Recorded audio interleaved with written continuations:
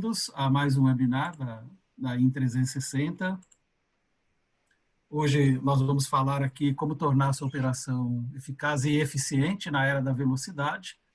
Eficaz tem muito a ver com fazer a coisa certa, o eficiente fazer do jeito certo.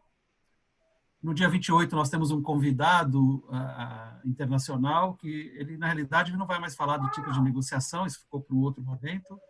Ele vai abordar a negociação virtual, como conduzir uma negociação virtual. E depois a gente vai ter a Fátima Merlin falando do como garantir o mix ideal para o shopper. Bom, para quem não me conhece, meu nome é Olegário, eu sempre convivi aí com o setor de supermercados. Comecei minha vida profissional dentro da revista Supermercado Moderno, depois fui trabalhar na Abras, fui membro do júri do Cialdor, voltado para a inovação de produtos, que é um evento que acontece em Paris. Depois passei por uma consultoria logística, pela Indicator, que hoje é a GFK. Tive uma passagem pela Nielsen. Na Nielsen eu fui Key Account Manager da conta Carrefour, depois contas nacionais e, por fim, diretor de atendimento ao varejo atacado.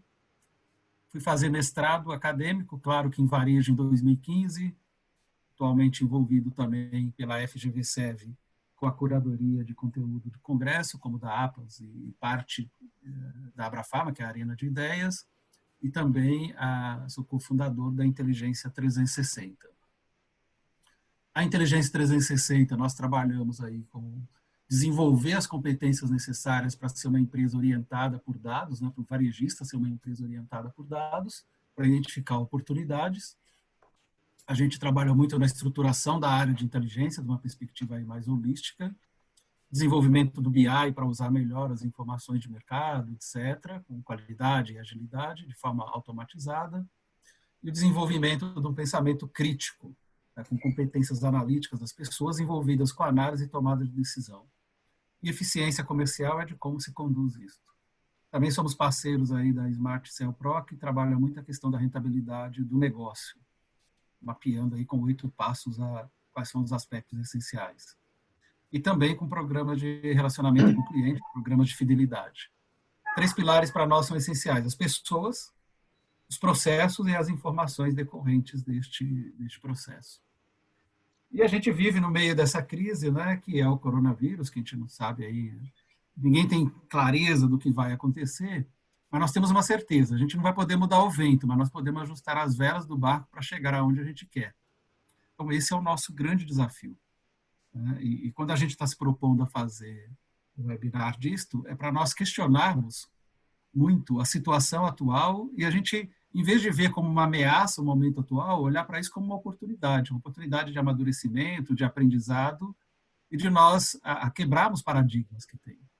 E para quebrar paradigmas, eu lembro muito do modelo de startup, que passa por ter uma ideia, por construir, por desenvolver esse produto, por medir, por ter dados, por aprender e desenvolver. Ou seja, é um ciclo contínuo aí de construir, medir e aprender.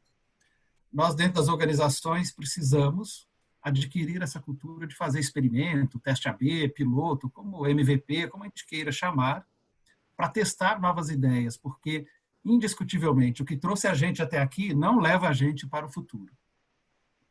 E aí ficam algumas dicas de leituras para quem gosta, de como que a gente trabalha o nosso desenvolvimento, as relações, para atender e lidar com essa nova realidade que nós temos aí pela frente.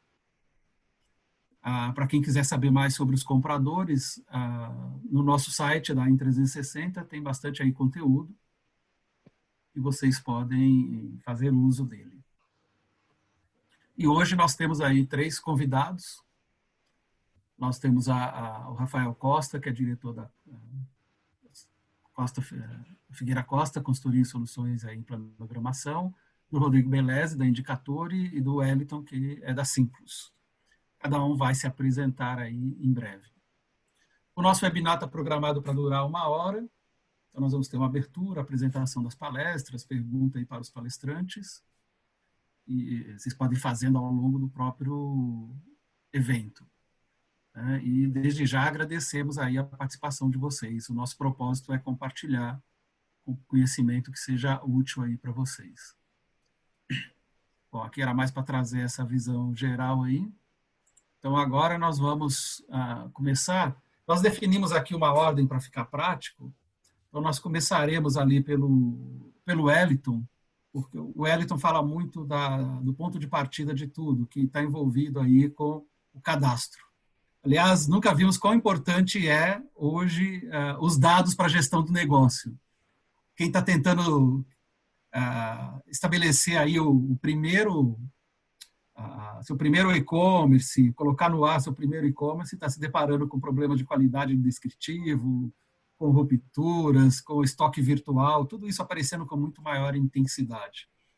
Então, nós vamos começar com o Wellington, que vai se apresentar e vai colocar os pontos dele voltado para esse aspecto. Na sequência, a gente tem o Rodrigo Beleze da Indicatore, falando aí de supply chain, enfim, como diz o próprio nome, indicadores para melhorar essa operação. E também o Rafael Costa, que é da Figueira Costa, que está muito ligado a toda essa parte de planograma do ponto de venda. Lembrando que o nosso foco é o profissional de compras, que precisa ter definitivamente essa visão sistêmica do negócio. Respondendo à pergunta do meu amigo Vantini, que já mandou aqui para nós, sim, nós vamos gravar esse webinar e ele vai estar disponível no YouTube para todos aí. Nós vamos mandar em breve um e-mail com a gravação deste webinar. Então, queria agradecer aqui o tempo do Wellington, Rodrigo e Rafael, que se disponibilizaram a fazer esse webinar conosco.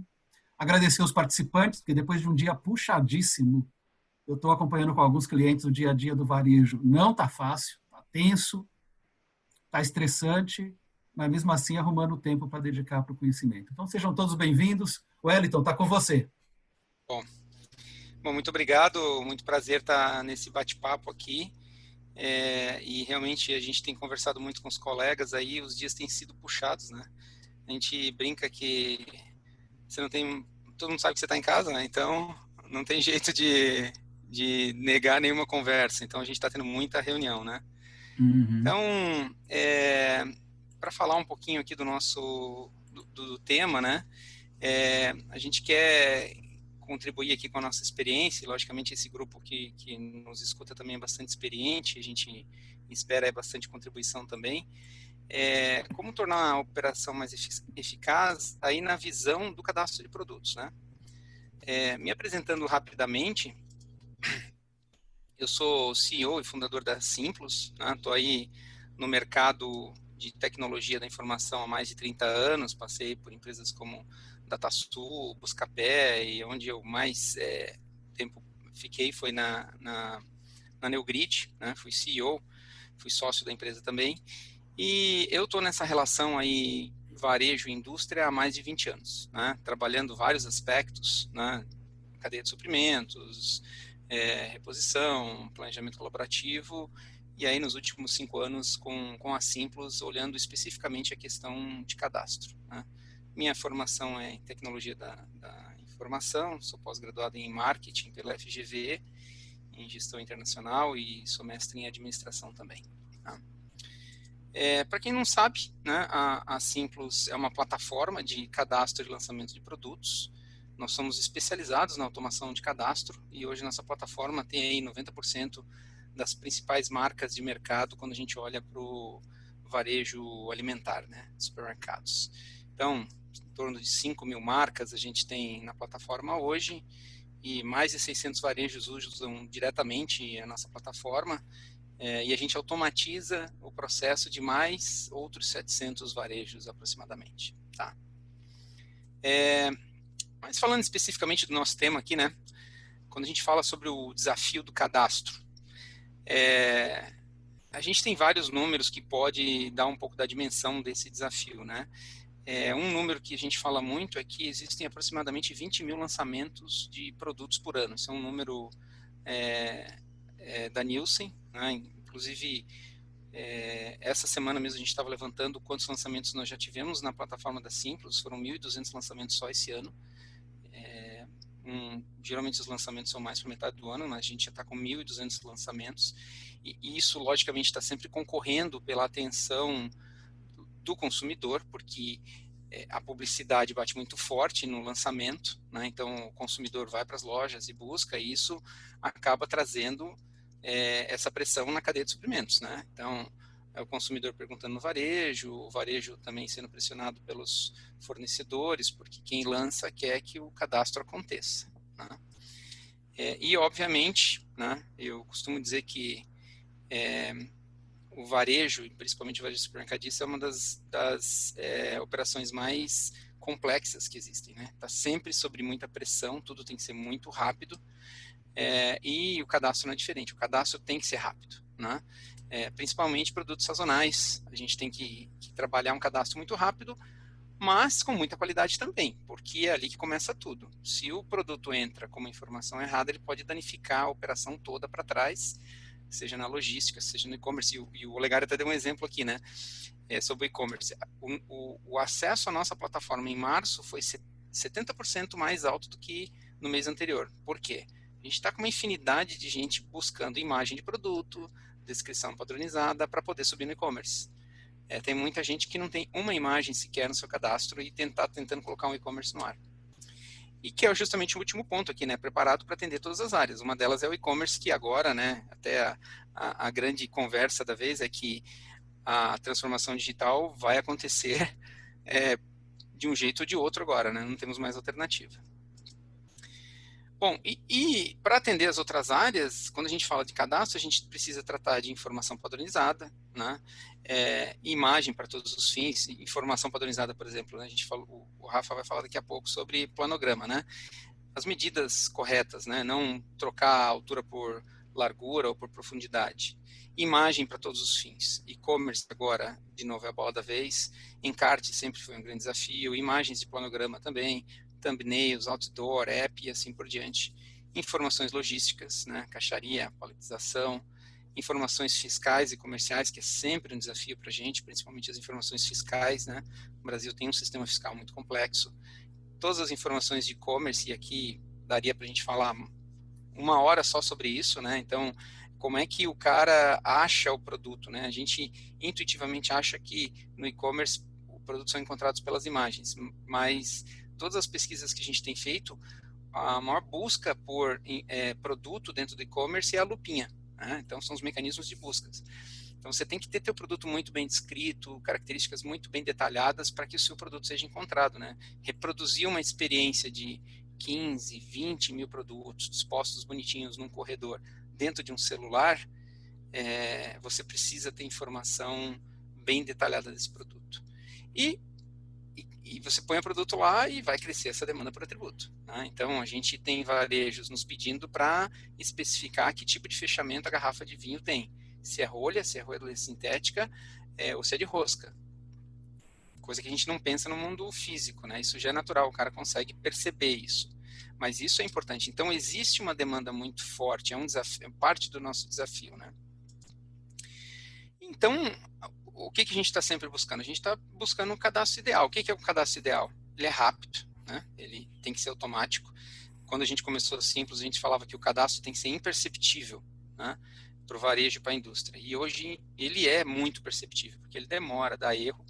Ele tem que ser completo, tem que ter todas as informações que a gente precisa e todas as imagens com qualidade. As informações têm que estar validadas, seguras, porque senão eu posso ter problema no recebimento, erro no planograma, dificuldade na entrega, devolução de produto, não conseguir achar o produto correto.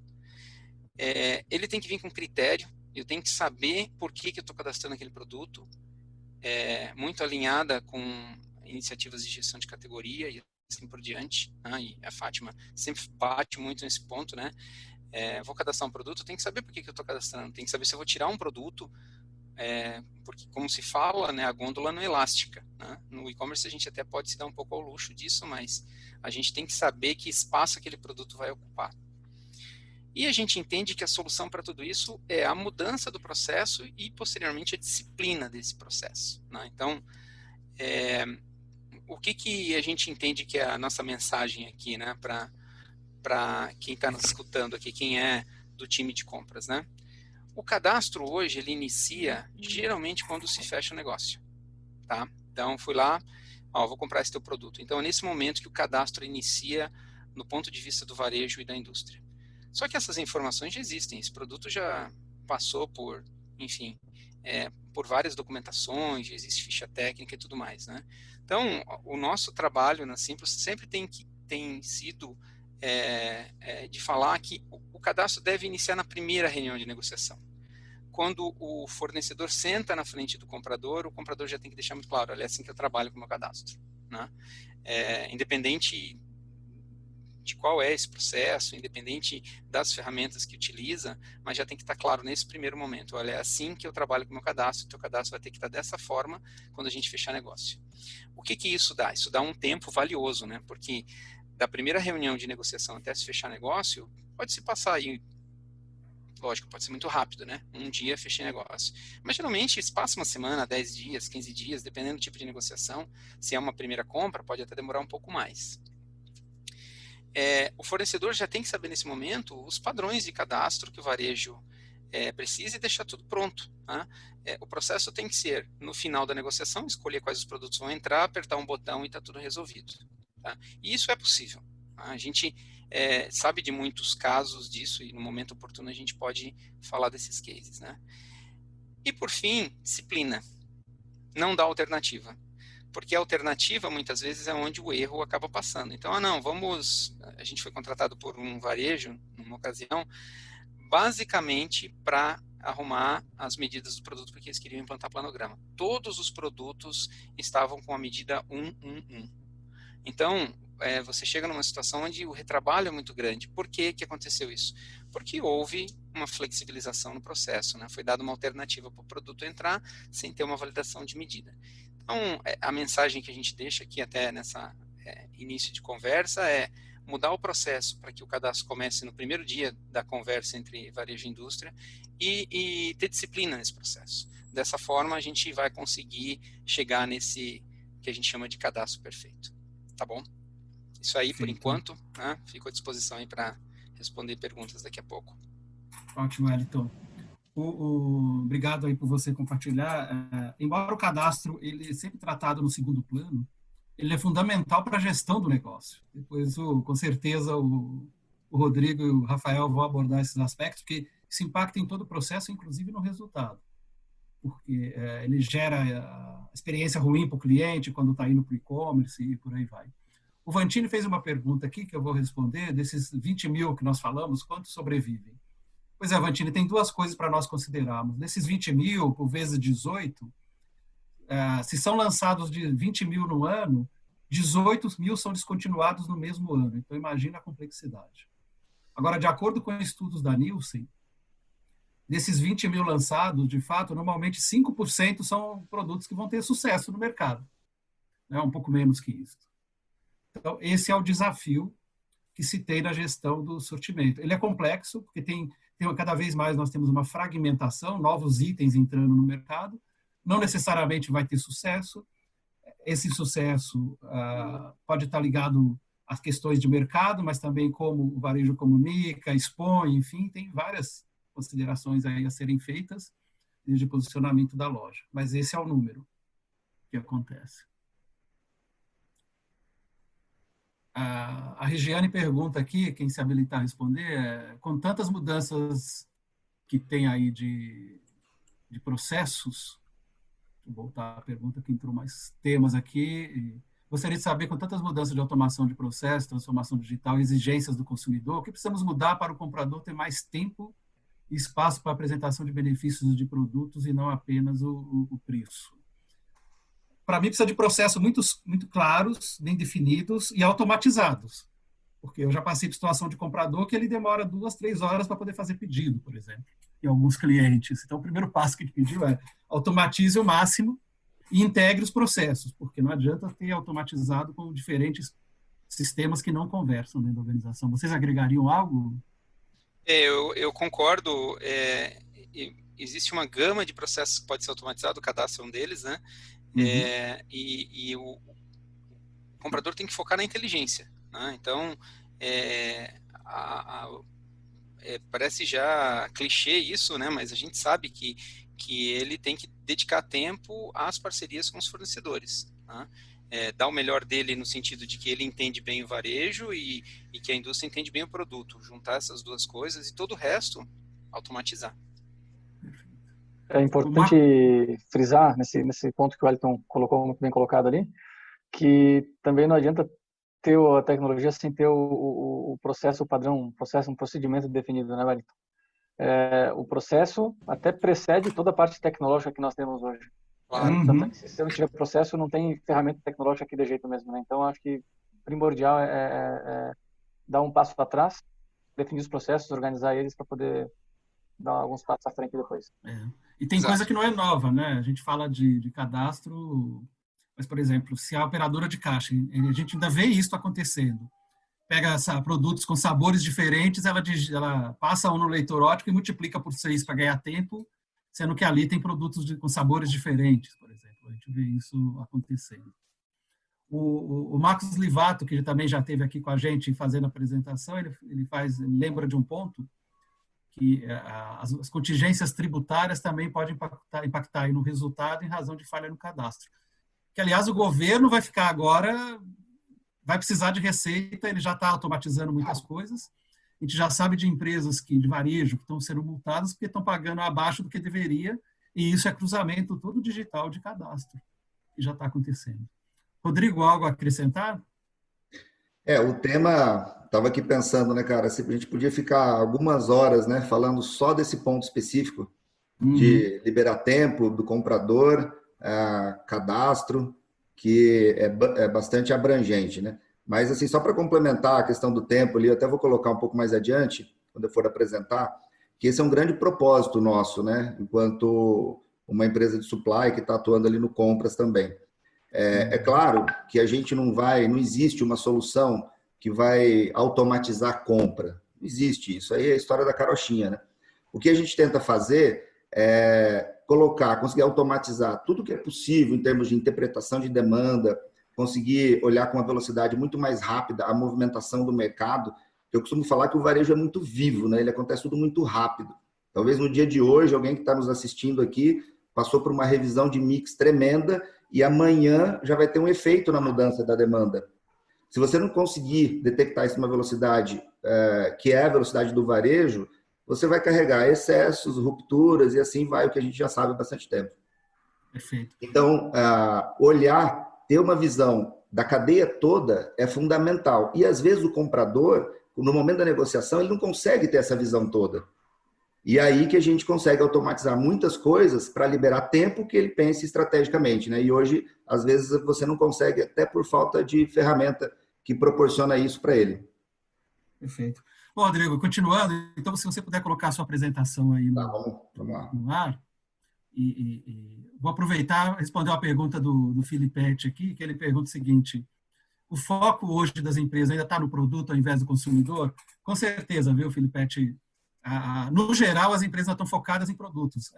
Todo mundo fala de colocar o consumidor ou o shopper, que é quem faz a compra, no centro, mas na prática isso não acontece. Então, esse é um grande desafio. Como também criar as condições para que o comprador possa pensar e agir de forma mais estratégica. Rodrigo, com você. Beleza. Só complementando também essa questão, né? Como eu costumo dizer, que nem sempre uma boa negociação de compra é, de fato, uma boa oportunidade na venda, né? Então, olhar o sellout, como está composto o produto no mix, não é todo mundo que faz ainda. Mas vamos lá, pessoal. Para quem não me conhece, né? Sou Rodrigo, já tenho aí 19 anos atuando na área de supply chain, já passei tanto por projetos em indústria, distribuidores e varejo. Iniciei no Angelone, aqui em Santa Catarina, comecei então aí no segmento que estou hoje, passei por algumas consultorias, algum tempo na Neogrid, né? Estava na época do Wellington lá, nosso CEO na época. Minha formação na área de engenharia de produção, aqui na UFSC, fiz pós em logística e hoje aí atuo como CEO, sou CEO e fundador da Indicatore. Bom, falando um pouquinho da Indicatore, a gente nasceu em 2013 com um braço bastante forte de consultoria e o objetivo de fundar a empresa foi com base no meu inconformismo com o tamanho do balanceamento de estoque que havia nos varejos brasileiros. Principalmente onde era o nosso objetivo de atacar, que era varejo médio pequeno e médio regional. Nosso primeiro cliente foi a RedTop, aqui em Santa Catarina, que é inclusive uma central de compras, e ali a gente conseguiu fazer projetos bastante revolucionários. Na época, apareceu até no Supermercado Moderno, né? Foi a primeira central de compras a fazer, de fato, uma operação 100% centralizada de um fornecedor piloto. Ali o ganho constatado foi algo bastante relevante, e isso fez com que a empresa pudesse abrir um horizonte diferente, e hoje é uma empresa vista aí como referência no mercado, num modelo de central de negócio que tem quase toda a operação centralizada, desde marketing, financeiro, logística, produção, enfim. E nessa trajetória nossa, a gente acabou passando de atender só como consultoria, nasceu produto, software mesmo. Em 2018, a gente formalizou uma parceria com a Microsoft.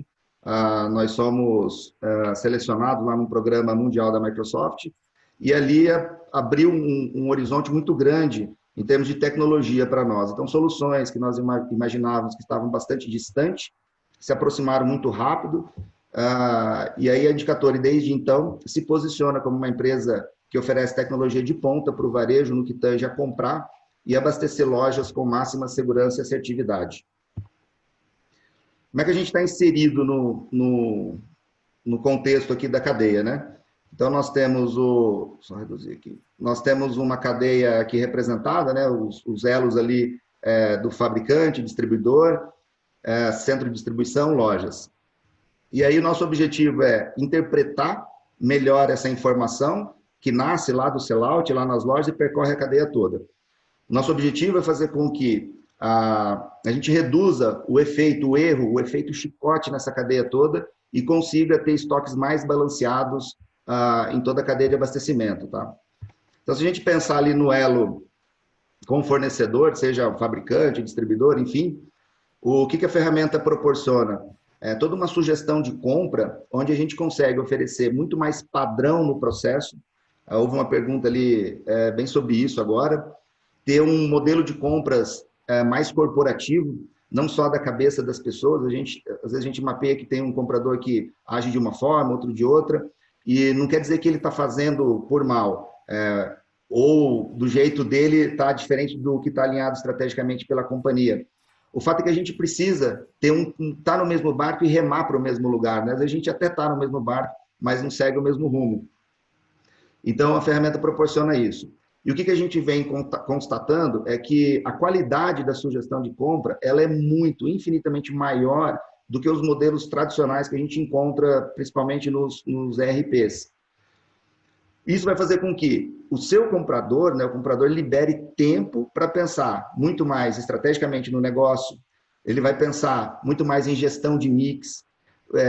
Comprar volume com preço bom é relativamente fácil. Agora, comprar o que a gente precisa de fato do giro com preço bom exige muito mais trabalho, né? Análise de concorrente, posicionamento, o que o meu cliente busca nas minhas lojas.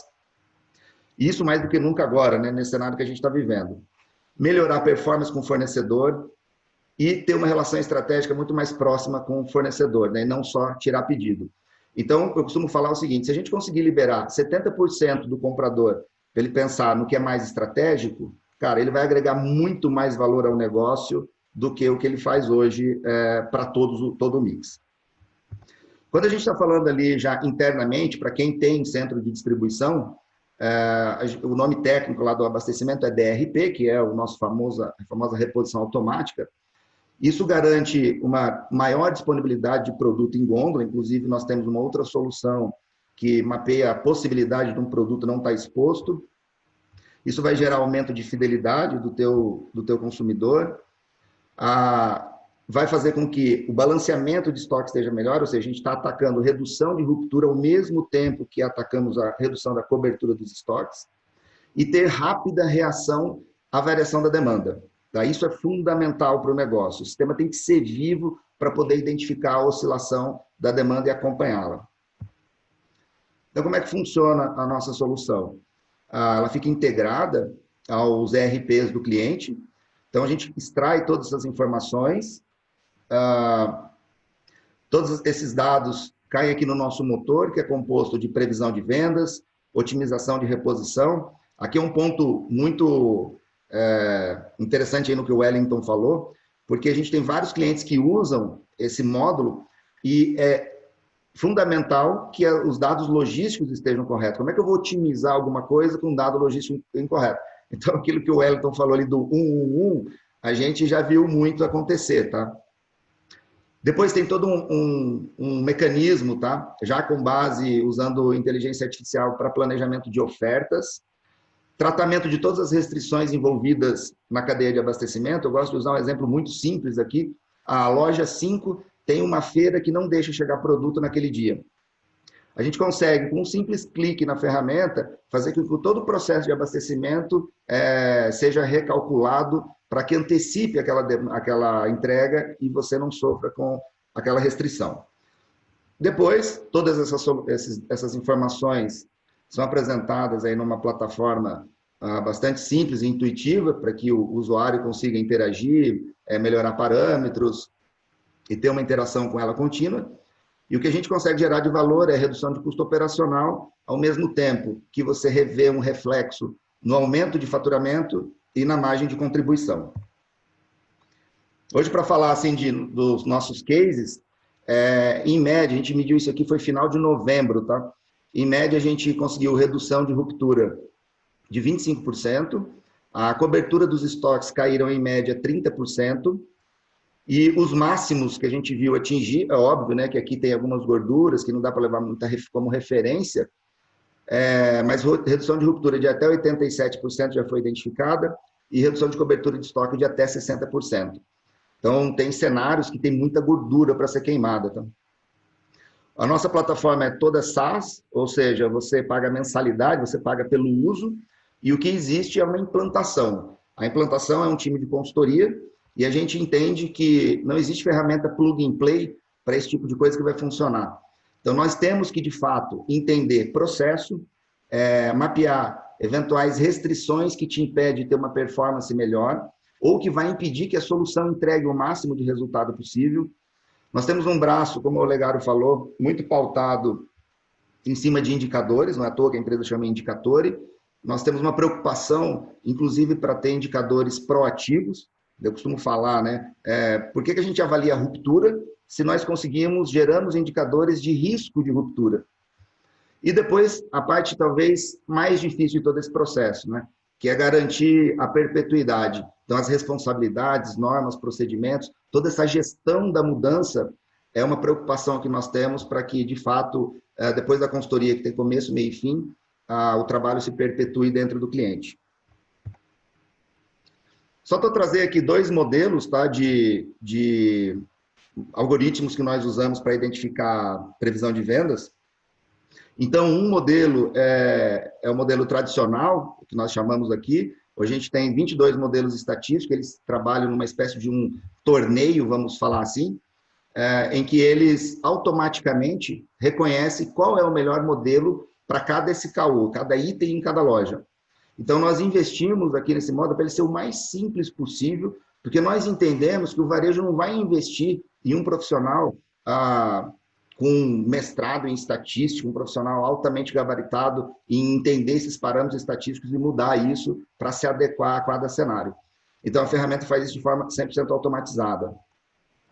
E por último, aqui para a gente encerrar, um modelo novo que a gente está trabalhando, né, já com base em machine learning, onde a gente usa bastante variáveis, né, que a gente não usava antes, por exemplo, elasticidade de demanda em função de variação de preço, qual o impacto desse tabloide, né, essa oferta, ela foi para a TV, ela era revista, ela era só rádio, era capa, era contracapa, se era feriado ou não. Cara, tem um monte de variáveis que a gente não trabalhava antes.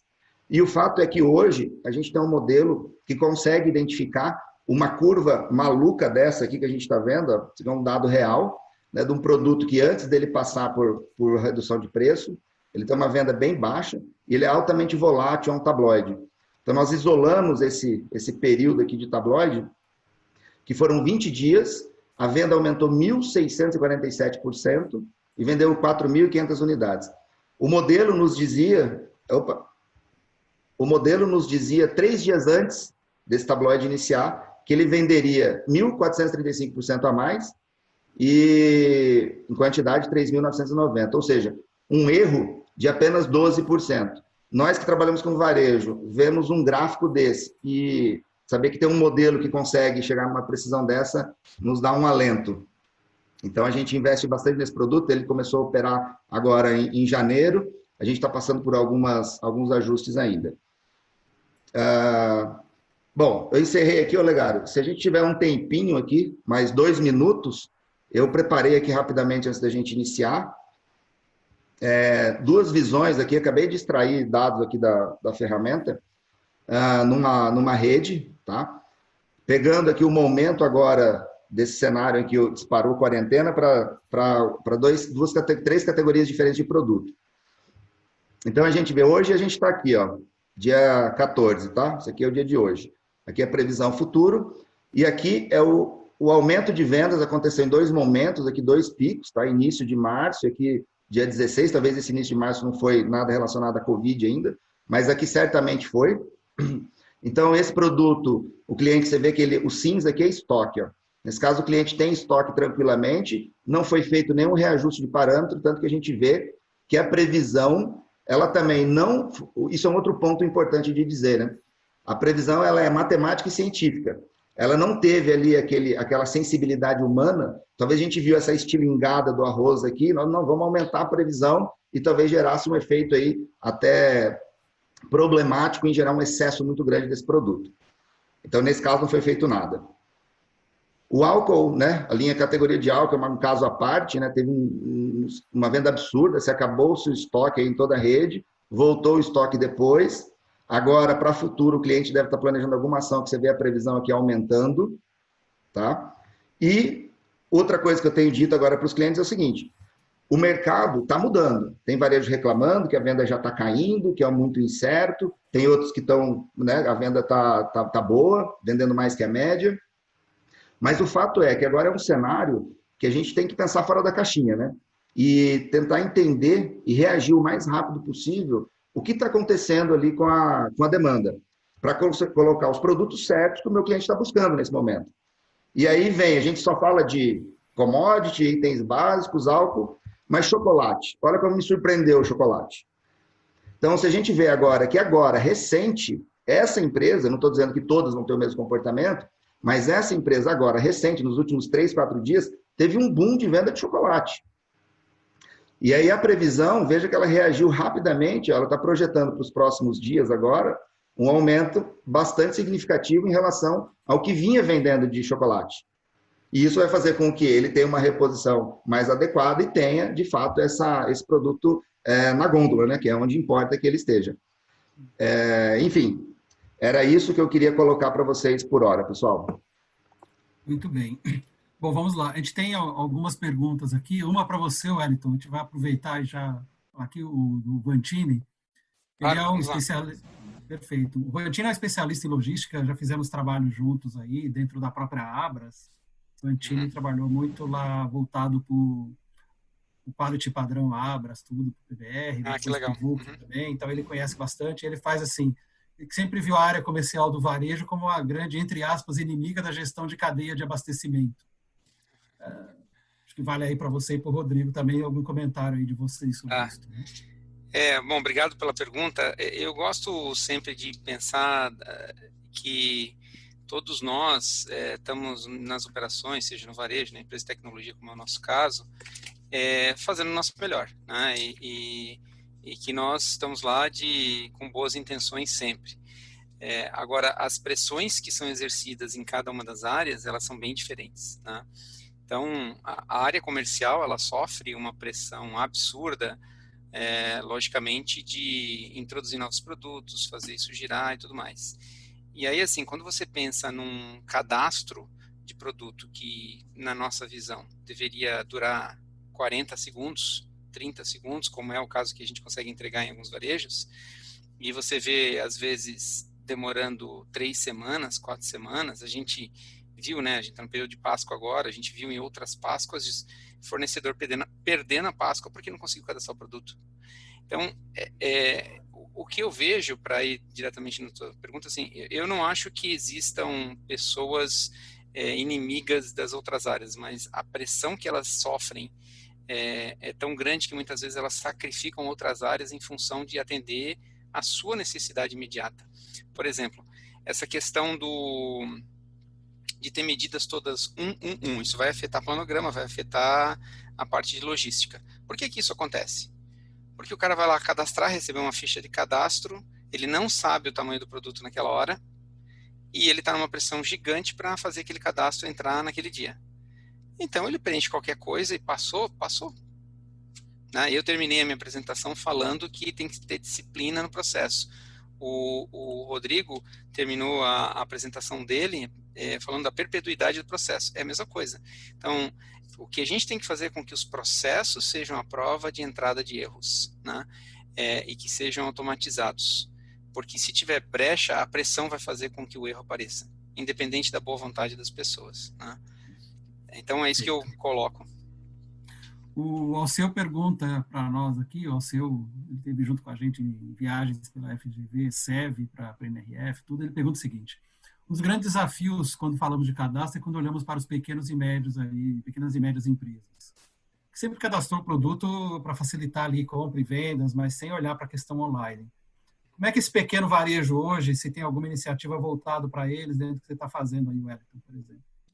Assim, o que a gente trabalha hoje na plataforma é o seguinte: a gente separa todas as informações pertinentes a um produto, né? Então, você vai pegar, sei lá, pegar ali um produto como o Beleza mostrou, era um leite condensado, eu acho, né?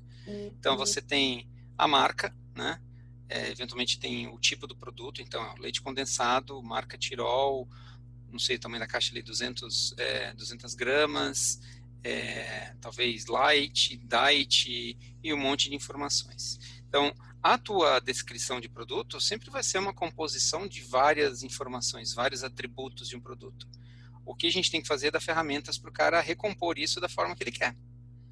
Então, ele poderia definir o seguinte: olha, para mim a descrição do produto tem que ser tipo do produto, marca, embalagem, tipo 1, tipo 2. Então, nesse caso, ele poderia falar leite condensado, Tirol, 200 gramas, light, certo? E aí, logicamente, a pergunta vem, tá, mas e para o cupom fiscal que só cabe, sei lá, 15 posições, ou um varejo que a gente trabalha que só tem 20 posições. Aí você tem que definir as abreviaturas que você vai utilizar.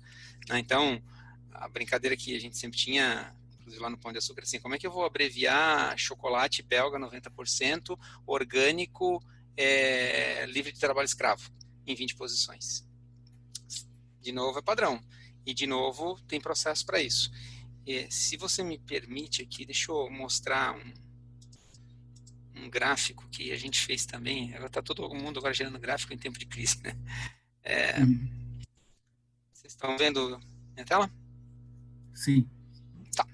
Então, assim, ó, isso aqui é o acesso a Simplus semana a semana desde o começo do ano, tá?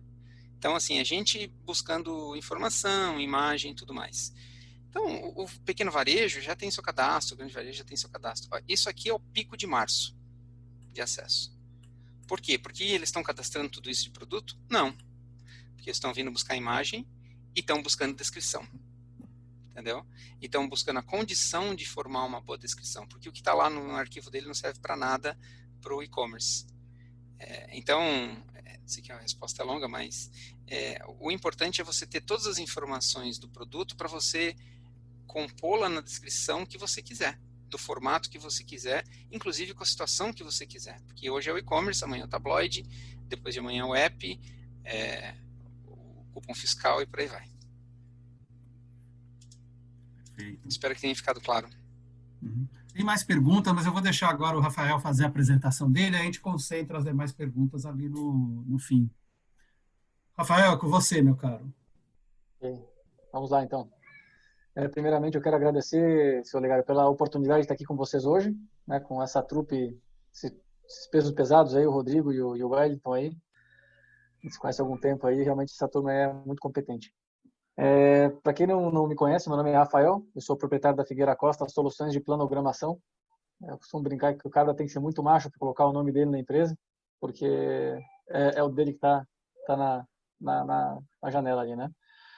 Mas, enfim, eu sou pai da Valentina e da Pietra, sou marido da Eliane, A gente está todo mundo aqui em quarentena, aqui em casa também. Esse aqui é o meu reduto, aqui é a churrasqueira. E a gente está aqui nesse cenário vendo alguns vendendo lenços e alguns chorando, né? E tudo isso que o Wellington e o Rodrigo falaram até agora são pontos de vista bastante interessantes e nos remete a pensar o que realmente a gente está fazendo pelo varejo, né? O que no fundo a gente faz no nosso dia a dia aqui, né? E pensando sobre esse questionamento, só me vem vários pontos, mas um dos que mais bate aqui é a questão da ruptura, né? Desde a questão do Wellington ali, informando ali que os mais de 20 mil itens sendo lançados, até o Rodrigo tentando resolver a questão de ter os produtos disponíveis no depósito da loja, para que a loja tenha o produto para vender. E eu aqui fiquei no final do processo, porque realmente o nosso trabalho aqui é tentar trabalhar em cima de resolução da ruptura operacional, né? E a gente faz isso através de uma metodologia chamada gestão de espaços, tá? É isso que a minha empresa faz. Nós temos desde a parte de consultoria da implantação do processo de planogramação, que é a gestão de espaço em ponto de venda, e aí a gente passa por N soluções, desde a consultoria até a parte de ferramentas de layout, gestão de planogramas em 3D, gerenciamento por categoria. A gente não faz GC, né, mas as ferramentas que nós temos auxiliam no GC. E a gente costuma brincar que por mais que a gente se associe muito planogramação com gerenciamento de categoria e para alguns compradores isso arrepia, para alguns isso agrada, na verdade o processo de planogramação ele está aí para pavimentar, né, a tua pista de decolagem do teu varejo, para que tu consiga ter dentro de casa várias outras tecnologias e metodologias, como por exemplo ter um sistema de supply como o do Rodrigo, que é muito bom, trabalhando ainda melhor, com dados de capacidade de gôndola ainda mais acurados. Ajuda a questão de cadastro, na questão de filtrar os itens que não cabem no ponto de venda. Eu até vou mostrar alguns slides para vocês aqui que ilustram isso aí. E tudo isso aí, no final do dia, vai impactar no teu resultado. Desde o resultado financeiro até o resultado da tua operação ali, como um todo. Eu vou compartilhar minha tela com vocês aqui rapidamente. Tela toda. Aqui essa é a nossa apresentação institucional. A Figueira Costa ela fica aqui em Florianópolis, Santa Catarina. Tá? A gente fundou ela em 2012. O foco inicial era realmente consultoria para varejo. Com o tempo a gente começou a perceber que só a consultoria não ajudava o suficiente. Então em 2014 nós começamos a trabalhar com soluções de planogramação. Tá? Para quem não sabe ou nunca viu um planograma é isso aqui, ó. É uma representação gráfica, né, da gôndola. Você pode pôr um modelo show, porque está muito pequeno. Consigo, sim. Melhorou? Melhorou. Tá? Então, isso aqui é um modelo de planograma, né? O que é isso aqui? É uma forma de como comunicar a tua estratégia comercial com a operação. Basicamente é isso. Então, você consegue ilustrar para a operação como tem que ser feita a exposição e anexar uma tabela ao lado informando qual é o produto por prateleira e quantas frentes cada produto tem que ter. Basicamente, um manual de exposição dos produtos. É uma forma simples, prática e rápida de comunicar essa estratégia para o ponto de venda. Hoje atendemos vários segmentos, desde supermercados, home centers, redes de farmácias, redes de cosméticos, pet shops e vários fornecedores que atendem esses canais. Atualmente, por sorte, a grande maioria dos nossos clientes são supermercadistas, então a gente acaba sentindo um pouco menos o impacto do Covid, mas sentimos mesmo assim. E quando a gente fala de planogramação e tudo isso que eu estou expondo para vocês, o que a gente quer dizer com isso? De que forma que isso aí melhora a vida do varejista, né? Primeiramente, você consegue ter um aumento do teu lucro por metro linear quando você tem o processo implantado, né? Por que isso? Porque com as ferramentas disponíveis no mercado, profissionais de planogramação, você consegue identificar visualmente, de uma forma rápida, prática e muito objetiva, quais são os itens mais lucrativos para você colocar no local mais adequado, quais são os itens que geram tráfego, os itens que pagam a tua folha de pagamento no final do mês, e te permite posicionar esses itens de uma forma mais inteligente. Ou seja, você tira essa decisão lá do ponto de venda e se planeja ela antes de executar, né? Existe uma questão muito forte na questão de redução de estoque, né? E aí passa muito pelo que o Wellington está falando da questão do processo de cadastro. Porque imagine que, olha, todos sabem aqui que a gôndola não é elástica, a gôndola ela tem um tamanho definido e você não consegue colocar mais produtos do que cabe lá. Porém, eu tenho certeza que se a gente fizer uma pergunta para os compradores que estão aqui nos assistindo, como é que você sabe se você pode cadastrar uma nova linha de produtos no ponto de venda? possivelmente quem não trabalha com planogramas vai responder que não sabe. Cadastra porque é uma oportunidade comercial bacana né, dá margem, dá preço, é questão de um item que o mercado pode aceitar e acaba comprando o produto. Porém, isso aqui causa um problema muito grande no fluxo da empresa, como negócio, né? No que a gente chama de fluxo financeiro, né? No ciclo financeiro, né? Que a gente até costuma brincar como é que você faz para ganhar dinheiro sem ter dinheiro, né? Você ganha dinheiro sem ter dinheiro de uma forma muito simples. Você compra a mercadoria, vende ela, recebe do teu cliente, depois você paga o teu fornecedor. A partir do momento que você cadastra mais itens do que cabe no ponto de venda, pela lógica, mais produtos ficarão no teu depósito aguardando o momento para ir para o ponto de venda. E quando isso acontece, o teu ciclo financeiro começa a furar. Você começa a pagar o teu fornecedor antes de receber do teu cliente. E isso gera um problema muito, muito grande no teu caixa, porque você vai ter que ter capital de giro para bancar esse boleto, né? Quando você tem um processo de planogramação, você filtra no cadastro isso aqui. Você não deixa que produtos sejam cadastrados sem que seja validado fisicamente no planograma, e com isso você evita o famoso hipersortimento. Quando você entrega para o teu repositor um planograma, né, que é aquele outro slide que eu mostrei para vocês, com a tabela, a foto da exposição e a tabela dos produtos por prateleira, você acaba de entregar para o teu repositor uma arma poderosíssima para ele resolver o problema de ruptura operacional no teu ponto de venda. Ruptura operacional é aquela que o produto está no depósito da loja, mas não foi para o ponto de venda por algum motivo. Existem vários motivos, né? Mas eu vou te dizer que, com base na experiência que a gente tem, grande parte dos motivos está relacionado ao hipersortimento. Você tem mais produto que cabe no ponto de venda, você acaba colocando o que cabe ali e depois espera furar para colocar o restante, né? Quando você entrega a relação dos produtos, né, que é isso aqui, para o teu repositor, ensina ele, repositor, todos os dias que você chegar na loja, você lê essa lista de produtos aqui, né, verifica quais estão faltando, abastece com os que estão faltando primeiro e deixa o mais parecido possível com essa imagem aqui. Isso aqui faz com que o teu índice de ruptura reduza muito, né? Porque o teu repositor é muito simples. Hoje ele não tem uma lista de produtos por módulo, aqui ele passa a ter. Então fica muito simples de você controlar esse tipo de situação, tá? E tudo isso aqui, gente, vai te ajudar, assim como um cadastro bem feito, com uma logística bem entregue, a ter uma maior competitividade em relação aos teus concorrentes, né? Você vai começar a enxergar que aquela pergunta que muitos se fazem, pô, como é que o fulano consegue ter uma loja do tamanho da minha, estrutura similar, e consegue fazer tantas coisas a mais e eu não consigo fazer? Ele está trabalhando com mais inteligência. Isso faz parte disso. Essas daqui são algumas referências comerciais que nós temos aqui. Hoje a gente atende desde indústrias como Três Corações, Heineken, Balduco, Natura. Essa semana temos uma boa notícia, fechamos um contrato com o Boticário. Então, em tempos de Covid, isso é uma coisa muito bacana, né? A Natura renovou o contrato conosco também.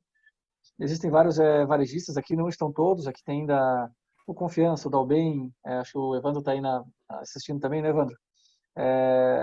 Temos aqui o Mundial Mix, que é a Imperatriz, uma série de clientes que a gente atende hoje no Brasil. Muito bem, tá ótimo. Tá? Finalizando aqui, então, assim, hoje a gente entrega desde a parte de consultoria de implantação do processo de planogramação, que é uma metodologia. Isso pode ser feito com software de terceiros ou próprios, ou nossos, né? Caso você não tenha. E temos desde o software, desde a parte de coleta de dimensões de imagens, planogramação em 3D, com análise, gestão de dados de loja, e ainda distribuição de planogramas através de QR Code, tá? Olegário, não sei como é que estamos de tempo aí. Estamos em cima. Estamos em cima? Mais um minutinho, 2? Mais um minuto. Aqui? Um minuto? Mais Tá. um minuto aí. Já que a gente estava mostrando alguns cases, eu queria só exemplificar um case interessante que a gente fez com o supermercado Rancho Bom. Esse aqui foi até que o Rodrigo de certa forma, teve um envolvimento aqui. Esse aqui é um case que nós apresentamos na APAS, apresentamos na Expo Super, na Mercosuper também, que ilustra claramente essa questão da redução da ruptura através da implantação do planograma, né? Aqui nós pegamos uma rede de supermercados aqui de Santa Catarina, a rede Rancho Bom, e medimos a ruptura operacional da rede durante 9 semanas, antes e depois da aplicação dos planogramas, né? Então, a gente observa aqui que no início aqui eles tinham uma ruptura na faixa operacional, né? Produto no depósito que não está no ponto de venda, na faixa de 18%. Aqui a gente entregou para o repositor da loja o planograma para ele utilizar, sem dar muita explicação. E aqui na quinta semana a gente chamou o repositor e explicou aquilo que eu expliquei para vocês. Lê a relação dos produtos, abastece conforme traz as rupturas para o ponto de venda e abastece conforme a imagem, né? A ruptura caiu aqui para 3,6%, se manteve até a 9ª semana, né? Então, assim, essas ferramentas todas que a gente está mostrando para vocês hoje, todas elas vão trazer um excelente resultado para vocês e principalmente agora em tempos de e-commerce, onde você precisa saber onde está cada produto para você poder fazer o picking dele no final do dia, né? Então é isso, Olegário. Está entregue. Bem, eu vou dedicar aqui mais um tempo para a gente responder as perguntas, mas eu vou resumir aqui o nosso caminho. Então, nós começamos falando aqui da importância de ter um bom cadastro, então, e o comprador está envolvido com esse processo, porque esse cadastro vai definir uma operação eficiente ou não ao longo do caminho. Por outro lado, que esse comprador está sob intensa pressão e ele precisa ter, de fato, e a organização precisa propiciar para ele ferramentas para ele trabalhar, para ele dedicar tempo aí para um pensamento mais estratégico. Então, a gente precisa automatizar esses processos, precisa rever os processos, ter disciplina na execução, automatizá-los e integrá-los. Porque, assim, o comprador que vive sob pressão, eu sempre faço a metáfora com um bombeiro. Ele está apagando incêndio o tempo todo, com muita pressão da loja, seja por preço, seja por produto faltando. E ele também precisa de ferramentas para garantir aquele compromisso, por exemplo, no gerenciamento de espaço, do compromisso que ele assumiu com o fornecedor, inclusive, né, de determinado espaço para o produto. E lembrando que a importância dessa gestão de estoque, seja no supply chain, seja lá na loja, com boas ferramentas para estimar a demanda, o estoque representa 75% do faturamento de uma empresa, na média, né, claro, mas ele é muito alto. Então, são cuidados aí importantes. Rodrigo, uma pergunta para você. Como os algoritmos do Marcos Livato, como os algoritmos se comportaram no aumento de consumo provocado pela estocagem de produtos pela família em razão do Covid? Depois da estocagem, eu não entendi ali a questão. Repete, por favor, Olegário. Como é que ficou os algoritmos? Como é que se comportaram os algoritmos com o aumento de consumo provocado pela Covid, né? Mexeu com estoque, não mexeu? Então vamos lá. Assim, a gente tem um modelo, né, quase todos os nossos algoritmos, ele tem modelo para tratamento do histórico, né? Então, assim, se você tem picos de venda, para você tratar e não repetir esse mesmo cenário futuro. O que acontece é que para essa situação específica, ninguém estava preparado, né? Não era uma questão premeditada ali que tinha algum tipo de ação em cima disso. Então, houve o boom, né? Teve uma semana ali, alguns dias que foi bastante expressivo. E aí, o que nós fizemos a partir daquele momento? Mudamos alguns parâmetros de como os algoritmos leem aquele cenário, deixando eles um pouco mais nervosos para identificar as oscilações, principalmente daqueles itens que eram vistos como os itens básicos, né, de primeira necessidade. E nós oferecemos essa opção para todos os clientes. Nós desenhamos um modelo novo, que na verdade não é um modelo novo, é uma parametrização diferente. E alguns clientes acataram e outros preferiram seguir uma trajetória normal de identificar os cenários, abastecer pontualmente. Perfeito. O Douglas faz uma pergunta aqui para você também, Rodrigo. Você deu o exemplo do chocolate. Isso não estaria... Está muito ligado ali com a Páscoa também, né? Não, exatamente. Esse Covid, não adianta, eu não minto, né? Então, esse Covid está tão louco, cara, que eu esqueci da Páscoa.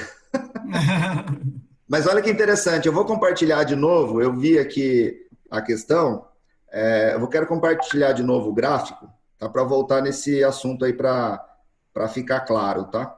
O exemplo não foi bom. A gente está vivendo um cenário muito atípico, né? E de fato, cara, o negócio do chocolate, eu não saí para comprar chocolate em casa, até tinha lá uns ovos para as crianças, mas eu esqueci. Agora, olha que interessante aqui, quem fez a pergunta foi o Daniel, né? Não, foi o Douglas. Douglas. Então, o que acontece aqui, pessoal? Eu não olhei aqui, tá? Não olhei, se tiver alguém aí tá fácil acesso à internet, pegar a Páscoa do ano passado, né? Então, a questão de sazonalidade, o algoritmo tem modelos sazonais. Eu creio que a Páscoa do ano passado ela se deslocou um pouco aqui para frente. Então, por exemplo, se a gente usa modelos sazonais que não se encaixam exatamente no mesmo período, pode ser que a gente tenha uma movimentação no tempo desse perfil de venda. E provavelmente foi o que aconteceu aqui. Tá? Então, você vê que aqui é previsto, a previsão do boom de venda está um pouco mais para frente do que foi. Então, de fato, o exemplo foi péssimo aqui, tá?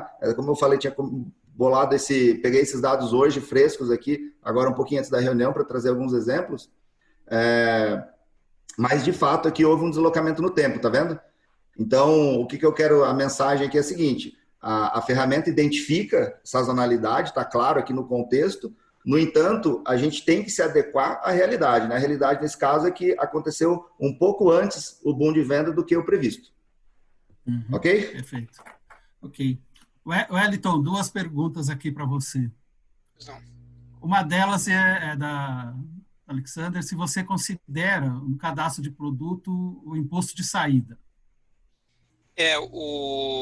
Especificamente falando da Simples, né, o varejo determina o que ele quer receber como informação fiscal. Então, se ele quiser receber o imposto de saída, ele pode receber também. Tá? Tá. Perfeito. A Leila participou com a gente em outro webinar sobre inovação, ela é da Locali, e ela fala o seguinte, dentro da plataforma da Simples, vocês estão procurando trabalhar também com produtos locais, marcas locais, de empresa de pequeno e médio porte? Sim. Sim.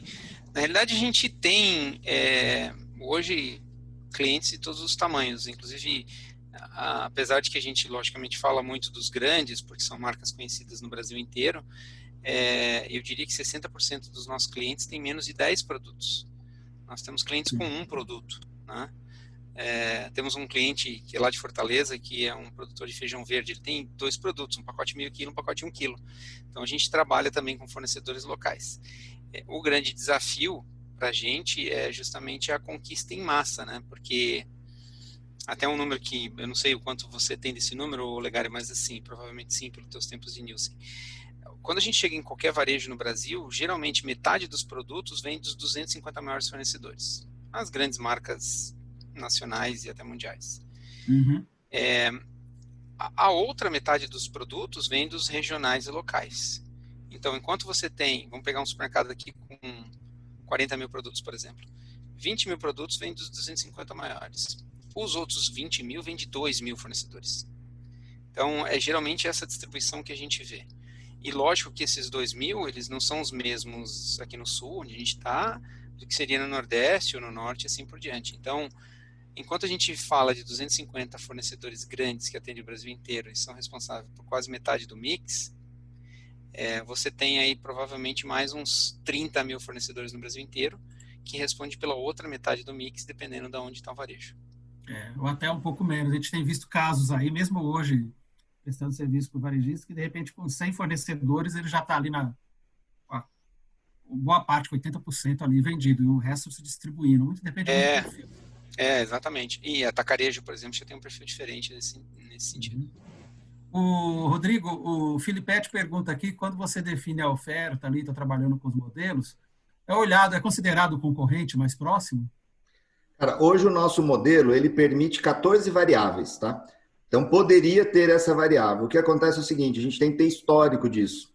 Então, vou dar um exemplo, né, de uma variável que a gente usava e deixou de usar, que o modelo começou a ser mais assertivo. Fator climático. Então, por exemplo, alguém aqui confia na previsão daqui a 7 dias, por exemplo, previsão do tempo? Ela é pouco precisa. Então, quando a gente coloca essa variável no modelo, ele se tornou menos eficiente do que sem essa variável. Mesma coisa, vamos trabalhar com dados de concorrente? O sistema aceita, desde que a gente tenha histórico suficiente para que o modelo, né, que é aprendizado de máquina, ele consiga detectar um padrão e projetar isso para o futuro. A gente não testou com análise de dados de concorrente, tá? Perfeito. A Regiane faz uma pergunta seguinte, Rodrigo, hoje a margem de ganho é cada vez menor, ou seja, a automação de processo em todas as áreas gera ganho aí enorme. O quanto representa o ganho em uma loja, um varejo com redução de ruptura, gestão de estoque? Pode falar em ganhos de automatização dos processos na linha de frente das lojas e tal? Ela está se referindo a ganho mesmo em percentual de margem de contribuição, essas coisas, ou é operação? Não vi a pergunta. Ela fala de margem de ganho, mas ela não está específico. Mas nós estamos entendendo de ter melhoria de resultado, né? Se é possível medir de alguma forma. A gente percebe assim, vários ganhos, né? Tem aqueles mensuráveis, a gente trabalha muito forte com questão de redução de ruptura, que ela reflete em aumento de venda. Né? Claro que a gente percebe o seguinte, a redução de ruptura, ela vai trazer aumento de fidelidade e, aos poucos, o aumento de venda. Então, a gente nota um aumento de venda gradativo, menor, porém mais constante.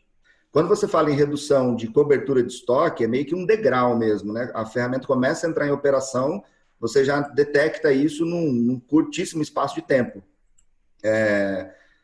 Então, esses ganhos são mensuráveis. Agora, tem muitos ganhos qualitativos para o negócio. Por exemplo, o tempo. Como é que valora quanto custa o tempo? E a gente consegue liberar muito tempo para as pessoas pensarem, principalmente a área de compras, pensar naquilo que é realmente importante, aquilo que ele vai usar todo o poder de negociação, análise de mercado, análise de concorrência, análise de mix, que é o imensurável, né? Porém, tem um ganho absurdo ali dentro. Perfeito. Rafael, uma pergunta aqui para você do Evandro. Ele pergunta o seguinte: hoje os grandes varejistas estão unificando o gerenciamento por categorias, price, CRM em uma única célula, criando um time chamado inteligência comercial. Pergunta: as ferramentas atuais de GST estão se atualizando para o olhar clínico geral, apontando até mesmo correções de imagem de categoria, possíveis clusters de shoppings, e até linkando tudo isso em nosso estoque, facilitando uma operação no e-commerce? Esse aí eu acho que é o sonho de todo núcleo de inteligência comercial, né? Acredito que sim, as ferramentas e metodologias elas evoluem sim, porém para chegar no nível como esse aí eu acho que ainda falta um pouquinho, viu, Evandro? Não tá nesse nível ainda a gente vê muita como é que eu vou te dizer, muitas ferramentas que não se conversam, muitos dados meio que soltos por aí, soltos no processo, né? E aí você precisa ter processo dentro da empresa para poder entender esses dados aí e gerar informação com ele. Hoje a gente convive com algumas empresas. Eu tenho um cliente que ele tem quatro sistemas diferentes que geram números diferentes e com baixa consistência nos dados. Então, imagina como é que é isso, falar de integração e ter um único repositório de dados para poder acessar, né? Digamos que esse é o aspiracional, é o sonho de consumo de todo mundo. Mas sabe, só complementando ali, seu Legari, o que eu vejo assim, Evandro, é que assim, a gente tem sempre que tá buscando a melhoria no processo, a melhoria tecnológica, trazer novidade, inovar, mas a gente não pode esquecer do feijão com arroz bem feito, né? O que vende na loja, cara, é o produto na gôndola, com o preço cartalizado, né, posicionado corretamente. Isso é que vende. E tudo isso que a gente está fazendo é para fazer com que isso aconteça. Então, assim, talvez antes de dar esses 2 passos à frente, né, seja legal dar um passo atrás, organizar essa questão de garantir isso aí, né, ter o produto no ponto de venda, com preço, com bem posicionado, para depois pensar em galgar esses passos um pouco mais passo a passo, né? Eu diria que fazer o básico bem feito hoje é essencial primeiro para um período recessivo que vem aí, para a gente não ter excesso de estoques e também não ter ruptura do lado, com uma boa precificação e boa exposição, né? Fundamental. Isso tem sido uma máxima, né, Olegário? Fazer o básico bem feito, né? A gente, mesmo antes dessa crise, a gente já nos grupos por aí falava muito isso. Vamos fazer o básico bem feito que a gente vai ter bons resultados. Exatamente. Bom, para fechar, gente, vamos para a última pergunta aqui. Na realidade, ela foi feita pelo Jaime.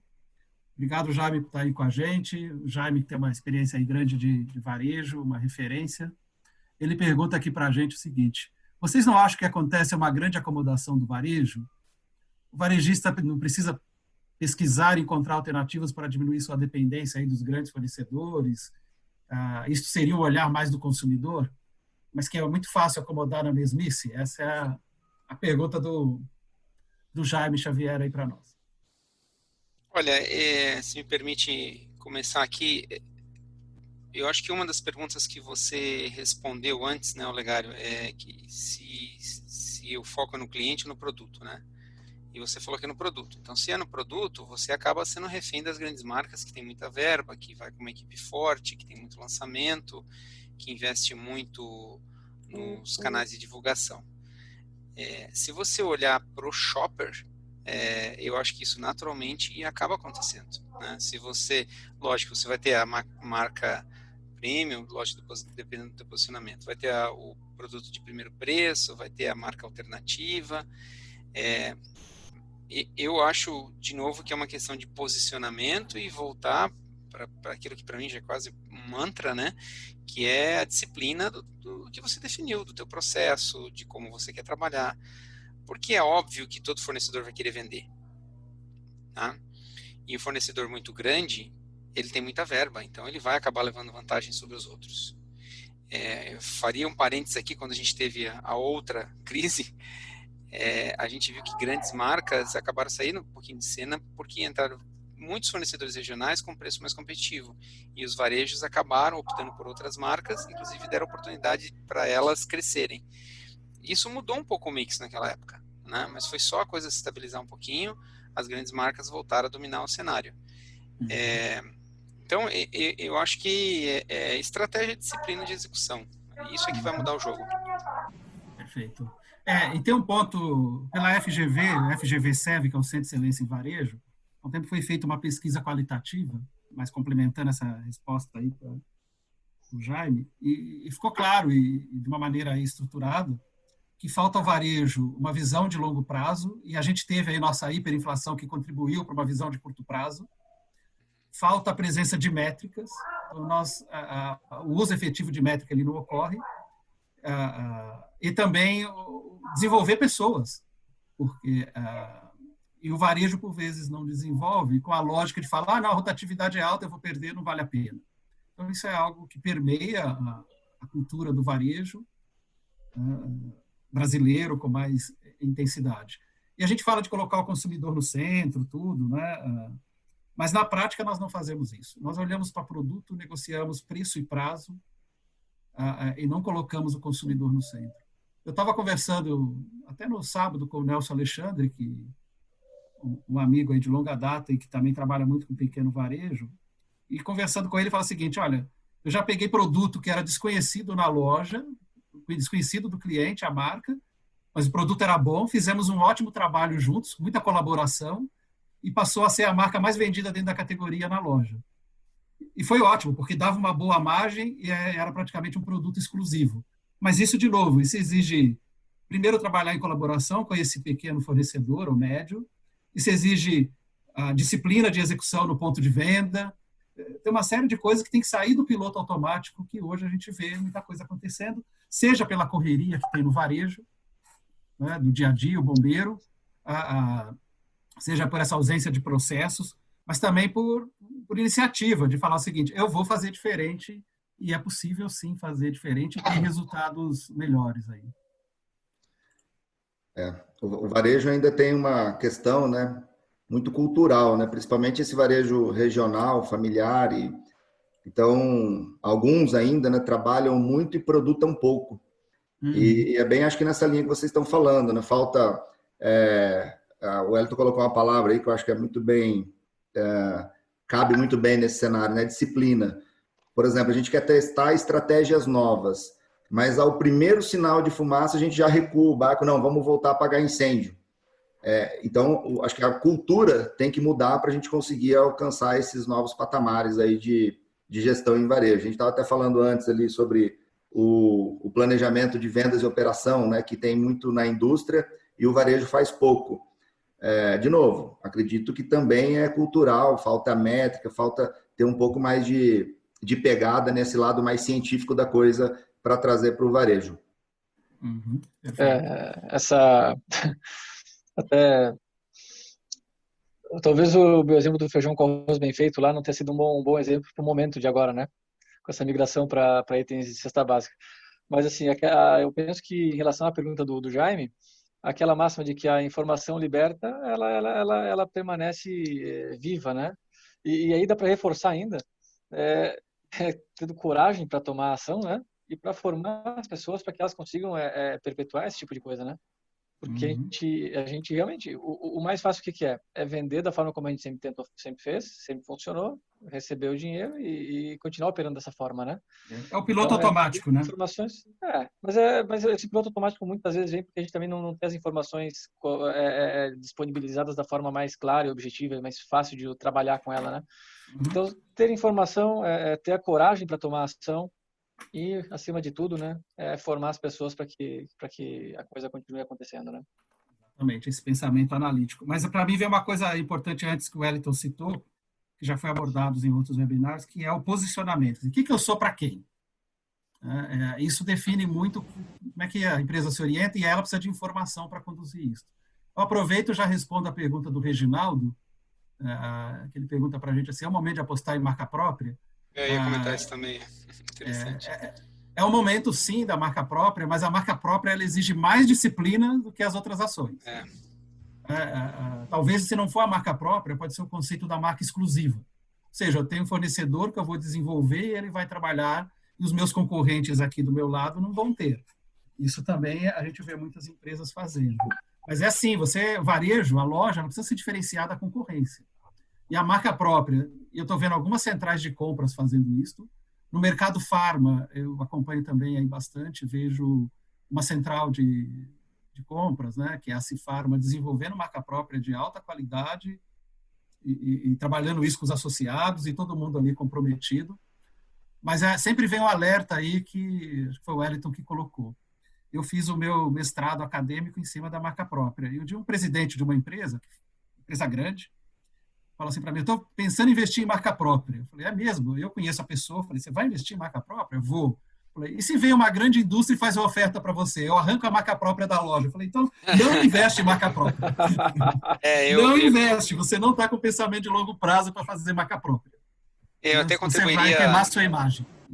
Eu contribuiria nesse ponto que a marca própria vai te trazer os mesmos problemas que as marcas de mercado, se você não tiver um posicionamento muito claro. E dentro de uma mesma organização, eu vi isso acontecer, que foi o Walmart, uma época que eu trabalhei fora aí pela Neogrid. O Walmart tinha uma operação na Inglaterra que era a Asda. E o Walmart tem uma infinidade de marcas próprias nos Estados Unidos, né? A maior delas é a Great Value. A Great Value, ela trabalhava da mesma forma que uma marca normal. Os caras iam lá oferecer um produto para ser colocado a marca Great Value. E eles tinham problemas de hiper sortimento, como o Rafa falou, dentro da marca própria. E a Asda, que era uma operação deles, mas que tinha um posicionamento de que a marca própria era um produto premium e que eles teriam produtos de marca própria exclusivo não comparáveis com nenhum outro, a margem dos caras era absurda. E tinha muita gente que ia lá na Asda só para comprar produto de marca própria. Ou seja, dentro do mesmo grupo, por uma questão de posicionamento, você tinha resultados muito diferentes da marca própria. Então, a resposta não necessariamente está na marca própria, mas sim a estratégia que você vai usar com a marca própria, né? Acho que um outro exemplo da Inglaterra que é muito bom é o Marks & Spencer. Marks & Spencer é 100% marca própria. Sim. Mas, assim, para quem conhece um pouquinho de varejo, entra no Marks & Spencer e vê, pô, aqui tem um posicionamento. Os caras sabem o que estão fazendo, o produto é bom, é diferenciado, assim, você vai no Marks & Spencer, compra qualquer coisa sem medo, sabe que a marca própria deles é muito boa. Não? Sim. Aí você tocou num ponto que é essencial, né? Por exemplo, se a gente pegar a Audi, né? O Audi, a Lidl, mesma coisa. São dois, mas qual é o problema cultural nosso? A gente entende que marca própria é produto de baixa qualidade. E a gente o Brasil, no geral, eu estou generalizando. Então, põe mais uma opção de baixo preço, concorrendo não dá a atenção que deve, quando a marca própria tem que ter qualidade, tem que ter um posicionamento mais premium para criar um vínculo com o consumidor da loja. A Audi é um bom exemplo de empresa que ela é obsessiva por produtividade, então tem código de barras em diferente lado da embalagem para o caixa ser rápido, mas ela também é obsessiva pela qualidade dos produtos que ela vende. Então, assim, não adianta entrar na crise, pego o meu extrato de tomate e ponho mais água para poder manter o preço. Está perdendo o padrão, está perdendo consistência. A gente vê isso acontecendo. Lata, né? Ou diminui a lata, diminui a quantidade dentro da lata. Então, aí vai comprometer a imagem. A Audi tem um negócio interessante, né, Olegário, que ela tem 85% do mix dela é marca própria. E ela coloca um selo lá nos produtos, que é eu não lembro o nome do selo especificamente, mas é a garantia, alguma coisa relacionada à garantia comprovada. Então, se você abrir o produto e você simplesmente não gostar, você devolve e pode pegar 2 produtos, salvo engano, né? Eu tive lá recentemente, fui numa rede e a menina gerente da loja estava me explicando isso. E outra coisa é a cultura, né? Por exemplo, fui numa loja, tinha 700 metros quadrados, tinham 4 pessoas trabalhando na loja. E é o que você falou, a empresa toda é pensada para ser assim, né? Isso. E a gente volta, né, de novo, talvez o cara que está acostumado com os supermercados entra no Audi pode até ficar decepcionado, entre aspas, mas ele segue o propósito para que ele foi criado, né? Então, posicionamento, processo, disciplina, independente se você quer ser classe A, B, C, atacarejo, varejo tradicional, acho que é muito mais importante você conseguir seguir o processo. Perfeito. Bom, pessoal, já 21h30, vamos encerrando. Bom, nós falamos hoje aqui da importância do posicionamento, da importância de ter processos, né, de revisar processos e ter disciplina na execução do processo, que eles sejam automatizados, integrados, para criar condições para esse comprador, para esse profissional de compras, ter mais tempo para pensar estrategicamente, fazendo uso da informação ali do Rafael. A informação liberta, mas precisa ter coragem para poder sair aí do piloto automático e tomar riscos calculados, né, fazer experimentos, etc. Eu quero agradecer a participação de todos, em nome da Gervânia, que está aí com a gente em todos. Agradeço a participação de vocês até o fim, né, até esse horário, 1h30 aí com a gente. Quero agradecer aí também ao Wellington, ao Rafael e ao Rodrigo. Caso vocês queiram aí complementar na última palavra, fiquem à vontade. Eu só agradecer mais uma vez por poder estar aqui com vocês e boa noite, pessoal. Agradecer, boa noite, fiquem em casa, se cuidem, e a gente está à disposição. O Olegário aí tem os nossos contatos, sempre que precisar, estamos à disposição. Obrigado, Olegário, e parabéns aí pela iniciativa. É isso aí, pessoal, obrigado. E nesse tempo aí de Covid, o pensamento positivo, né, e fé em Deus é sempre importante lembrar, né, galera? Valeu, obrigado, Olegário, pela oportunidade aí. Obrigado, pessoal. Uma boa noite para vocês.